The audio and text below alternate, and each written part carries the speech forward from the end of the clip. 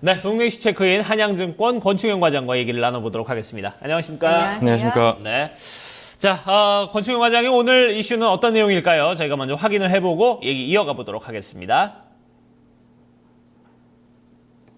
자, 권충현 과장의 오늘 내용은 코스닥 투매 단기 조정이 불가피할까 하는 퀘스천 마크를 찍어주셨어요. 네. 자, 어제 일단 시장부터 좀 얘기를 좀 나눠보도록 하겠습니다. 결국 이제 내추럴 엔도텍으로부터 이제 시작이 됐던 어제 이제, 파급력이, 자, 이 정도로 좀 클 줄은 몰랐습니다. 코스닥도 그랬고, 코스피도 그랬고, 전체적으로 시장이 좀 많이 흔들리는 그런 모습이었는데, 정리를 좀 먼저 해주시죠. 예, 맞습니다. 시장 같은 경우는 소비자본의 한마디로 인해서 굉장히 큰 폭의 하락이 나왔다라고 좀 말씀드릴 수 있겠습니다. 일단은 내추럴 엔도텍 같은 경우 가짜 백수호 의혹이 좀 나오면서 주가가 좀 급락을 했습니다. 하한가에 가장 먼저 진입을 했고요. 그동안 대장주였던 한 종목이 하한가를 가면서 투자 심리가 굉장히 좀 위축되는 모습을 보였습니다. 그러면서 불안감이 굉장히 좀 확대되는 모습을 보였고요. 그러면서 코스닥 같은 경우는 장중한테 5% 넘게 좀 폭락하는 모습을 보였습니다. 장중에는 정말 몇 년 만에 또 서킷 브레이커 또 경험하는 거 아닌가 이런 정도의 좀 굉장히 좀 힘든 모습을 보였습니다. 종목 같은 경우도 삼성 NS라든지 네오팜 그동안 굉장히 좀 주가 상승력, 주가 탄력이 좋았던 종목군에서 더 큰 폭의 하락을 좀 경험을 했습니다. 다만 장 막판에 외국인 같은 경우는 한 1,000억까지 매도를 하고 있다가 급하게 마지막 한 1시간 정도에 400억 정도를 굉장히 빠르게 매수하는 모습을 보였습니다.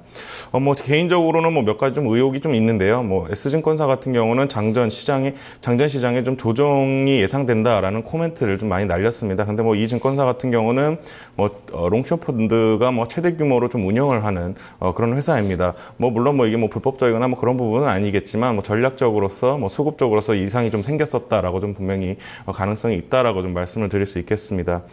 다만 이런 부분 단기적인 이슈가 아니겠는가 한 번에 좀 해프닝이었다고 생각을 합니다. 지금 시장 같은 경우 많은 분들이 경험해 보지 못한 시장입니다. 굉장히 좀 박스권 상단을 돌파를 해서 큰 폭의 상승을 했었고 투자자분들이 경험하지 못했기 때문에 어떻게 보면 좀 어드벤처다. 어떻게 보면은 좀 어떤 이런 투자 심리가 굉장히 좀 빠르게 좀 움직일 수 있다. 좀 어제 한번 보여준 것 같고요. 이런 부분에 있어서는 좀 대응을 좀 잘 하셔야 될 것 같다라고 좀 판단하고 있습니다. 네, 증시의 어떤 체질이 좀 많이 좀 부족한 건 아닐까 이런 걱정도 참 많이 됐었는데 장중에 675포인트 선까지 코스닥이 떨어졌다가 다시금 이제 바닥을 찍고 올라갔단 말이죠. 이런 부분에 있어서 한 번에 이제 해프닝으로 끝날 것이다라는 얘기를 해주셨었는데 사실 오늘 투자 심리도 상당히 불안합니다. 이런 부분들 예상을 좀 어떻게 가져가야 될까요? 네, 맞습니다. 전일 어제장 같은 경우 굉장히 어려웠지만 한 달치 조정을 하루 만에 끝내지 않았는가라고는 일단 개인적으로 생각을 하고 있습니다. 일단 가격 조정인 측면에서는 하루 만에 끝났다.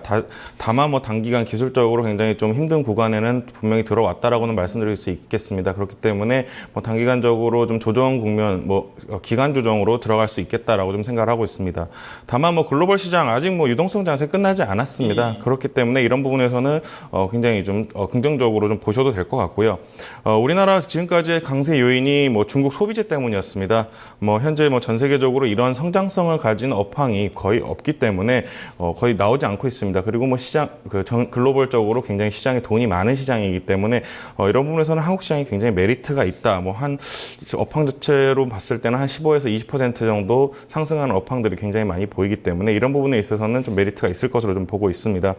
다시 외국인들이라든지 코스닥 시장으로 돌아올 가능성이 많다라고 좀 생각을 하고 있고요. 네. 또 증시 막판에 방금 전에 말씀드린 대로 급하게 한 400억 정도 매수하는 모습은 좀 굉장히 좀 좋은 모습이었다. 그리고 이번 조정 기간에 아무래도 좀 실적 추정이 가능한 대장주의 편입도 굉장히 좀 괜찮으실 것 같다라고 좀 말씀을 드릴 수 있겠습니다. 네, 참 이 백수 하나가 뭔데 이렇게 좀 시장을 들었다 놨다 하는지 아직까지도 실시간 검색어에 지금 올라가 있는 이런 모습을 보여주고 있는데 어쨌든 장 막판에 외국인들의 어떤 매수세가 들어왔다는 거는 이런 이슈로 인해서 우리 증시가 떨어졌다는 거는 일시적으로 본다 이런 흐름인지 않을까 하는 생각이 들고 막판에 지금 들어온 자금이 지금 어마어마했거든요. 7천억 이상 들어오는 코스피에는 이제 이런 모습까지 좀 보여줬는데 자 그러면 이제 시장에서의 대응은 어떻게 좀 우리가 이렇게 좀 떨어진 장에서는 좀 매수로 대응하는 게 맞을까요? 아니면은 여기서는 좀 일단 좀 시장의 흐름을 좀 지켜봐야 될까요? 어떻습니까? 네, 일단은 시장 단기적으로 많이 상승을 했기 때문에 뭐 분할 매수 관점으로 보셔야겠다라고 좀 생각을 하겠습니다. 이 시장을 뭐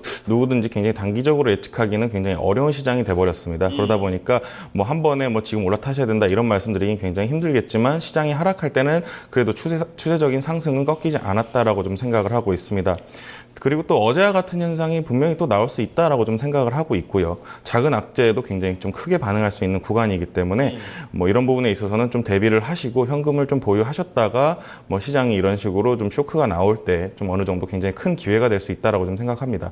어제 뭐 하한가라든지 아니면 굉장히 큰 폭의 하락이 나왔을 때 좀 추매를 하신 분들은 분명히 한 5%에서 10%까지도 수익이 나는 구간이 바로 나왔기 때문에 이런 부분도 어떻게 보면 잘 이용을 하셔야겠다. 그리고 또 글로벌 유동성 장세가 아직 좀 진행 중이다라고 좀 생각하시면 될 것 같고요.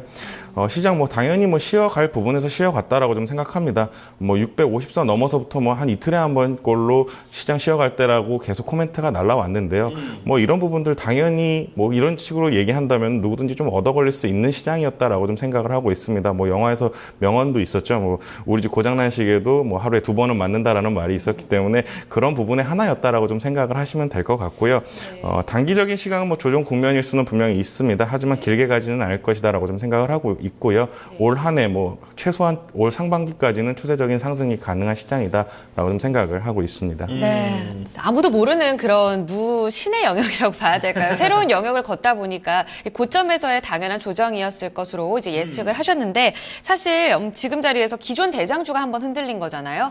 게다가 그리스 디폴트 같은 이런 악재도 안 흔들렸던 우리 증시가 이런 기업 하나 악재에 이렇게 흔들리게 되면서 펀더멘털이 좋지 않은 종목들은 상당히 좀 위험해질 구간이 아닐까 싶어요. 그렇죠. 기존 대장주라던가 뭐 새로운 이 대안처가 될 수 있는 종목도 어떤 쪽으로 좀 전략을 채워봐야 될까요? 예, 분명히 뭐 말씀하신 대로 옥석 가리기가 분명히 진행이 될 것으로 좀 보고 있습니다. 일단은 어제장에 한번 옥석 가리기가 나오지 않았나 좀 생각을 하고 있습니다. 밑꼬리가 굉장히 좀 길게 붙은 종목일수록 좀 추세가 살아있다라고 좀 보시면 될 것 같고요. 일단은 뭐 신규 업종 테마가 생길 수는 있습니다. 다만 현재 대장주인 중국 소비재 업종이 변한다면 한국 증시 전체가 좀 휘청할 수 있기 때문에 대장주가 바뀐다는 것은 업황 자체가 좀 변했다고 좀 생각을 하기 때문에 그렇다면 시장의 상승을 예측하기는 굉장히 어렵습니다. 그렇기 때문에 저는 뭐 아직까지는 시장을 굉장히 좀 상승할 수 있는 추세적 상승을 할 수 있는 구간으로 보고 있기 때문에 아직까지는 대장주 쪽으로 좀 다시 몰고 가야 되지 않는가. 중국 소비재 그동안 강했던 화장품이라든지요, 아니면은 뭐 유아용품 또 의류 쪽 이런 쪽에서 더 큰 상승의 폭이 나오지 않겠는가라고 좀 생각을 하고 있습니다. 그렇기 때문에 뭐 중기 소비재 업황 굉장히 좀 살아 있습니다. 일단은 뭐 일회성 한 번으로 이렇게 좀 끝나는 시장이 아니고요. 구조적으로 좀 많이 바뀌고 있습니다. 중국 그 관광객들이 굉장히 많이 늘어났습니다. 뭐 어제 같은 경우 제가 좀 노량진 시장을 한번 다녀왔는데 심지어 노량진 시장에도 중국 분들이 굉장히 많으시더라고요. 그럼 중국도 이렇게 해산물이 싸지 않은가라고 좀 생각하는 관점에서는 그만큼 중국 분들이 굉장히 많이 들어오고 있다는 것이 한 가지의 반증이기 때문에 이런 부분에 있어서는 이런 업황 아직까지는 죽지 않았다. 그리고 내년에는 더 좋아질 것이다라고 좀 생각을 하시고 매매에 좀 임하시면 될 것 같습니다. 네. 네. 그러면 기존 대장주였던 어떤 중국 소비재가 흔들리지 않는 이상은 상승 추세가 지속이 된다 이런 그렇죠. 말씀이신데 네. 결국 그 근거는 뭐 실적이라고 보면 되겠네요. 예, 일단은 뭐 실적이 가장 중요하다고 보셔야 될 것 같습니다. 실적이 베이스가 돼야지 지금 현재 주가를 좀 어느 정도 반영을 할 수 있기 때문에 만약에 실적이 나오지 않는다면 굉장히 큰 쇼크가 나올 수 있습니다. 그렇기 때문에 그런 부분도 좀 확인을 하셔야 될 부분이라고 생각을 하고요. 또 실적 시즌 아마 한 5월 초부터는 뭐 중소형주의 실적 시즌이 시작될 것으로 생각이 되기 때문에 그때부터는 시장을 조금은 이제 돌다리도 좀 한번 두들겨 보고 좀 진입을 하시는 부분이 맞지 않겠는가라고 좀 생각을 하고 있습니다. 네, 그래요. 이제 본격적인 옥석 가리기가 시작이 될 거다라는 얘기를 해주셨습니다. 단기적으로는 흔들릴 수 있겠지만 중장기적으로 우리 시장의 힘 아직까지는 조금 상승 추세가 살아있다는 의견 드렸습니다. 개장 전에 상당히 좀 불안하셨던 부분들 오늘 전략 통해서 좀 참고를 해보셨으면 좋겠습니다. 그렇습니다. 그래도 오늘 좀 얘기가 전체적으로 좀 우리에게 안도감을 줄 수 있는 그런 얘기들이라서 우리가 이제 다시 한번 좀 뭐 어제 조금 글쎄요 좀 많이 좀 상심하셨던 분들 같은 경우는 오늘 다시 한번 좀 시작하는 관점으로 접근하시면은 도움이 되지 않을까 하는 생각이 듭니다. 자, 얘기 여기서 이제 마무리 짓도록 하겠습니다. 지금까지 한양증권 권충영 과장과 얘기를 나눠봤습니다. 고맙습니다. 감사합니다.